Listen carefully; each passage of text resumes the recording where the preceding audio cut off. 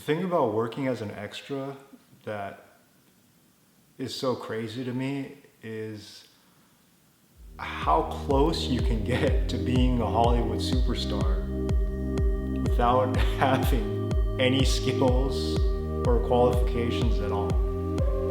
You don't have to fill out a job application. You don't need a resume. You don't have to go to a job interview. As long as you're over 18 and you have the proper documents to prove that you can work in the US, you can get paid to be in a TV show or a movie. Almost every part of the job of an extra, usually called background actor or BG, is like that of the main actor. You show up to the filming location at a certain time, called the call time, just like the main actors.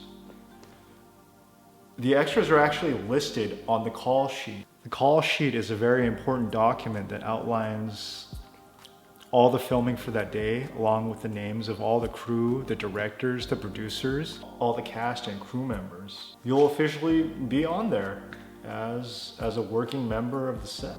Just like you see in behind the scenes documentaries or in the tabloids or entertainment news, you'll be ushered on to an impressive looking white trailer where you'll be made to look picture perfect by the makeup and hair people. The same people that are probably going to be doing that to the superstars of that show. And you'll generally be eating the same, usually delicious food as the main actors, which can sometimes be catered by some of the best caterers in Los Angeles. Like I'm talking entire wheels of Parmesan cheese, sundae stations, pasta stations, omelet stations, they got it all. You might be directly in front of the camera, in front of a production crew of hundreds of people on a major Hollywood set, right next to some super famous actor.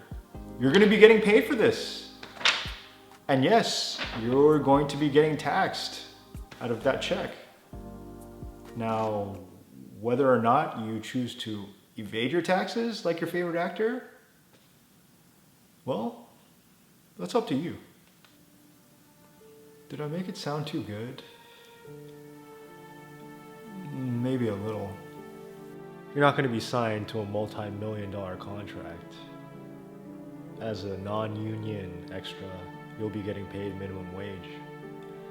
Sometimes the food will be really bad, and you might be subject to brutal filming conditions. You might do an all-night shoot, which means you're going to be there until the sun comes up the next morning and be delirious because you haven't slept. You might be wearing summer clothes like shorts and a t-shirt outside in the middle of winter in LA because the scene is supposed to take place in summer. You might be asked to do a nightclub scene, which means you have to pretend like you're having fun and you have a lot of energy. Take after take after take, hearing the same terrible beat over and over again with the fog machines going, everyone getting cranky, your feet hurting, and you wanting to really go to the bathroom because there hasn't been a break in the action for a couple hours. So you get a lot of the upsides and some of the downsides of being in show business, but the best part of being an extra is getting to be part of those magical moments that only people on the set will get to experience. For example, you get to see the actors just being themselves, talking with the cast and crew.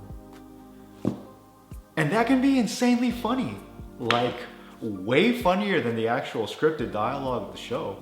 Many of them have this charisma, this charm, and you can feel it affecting everybody on set. It generally made me feel insanely good. Like I just wanted to be closer to that, get more of that feeling. There were a few times where I got to interact with some really big name stars, like Tom Holland and Adam Sandler, and I'll never forget those moments. One of those special moments. probably my favorite one, was when I was working on Roman J. Israel Esquire.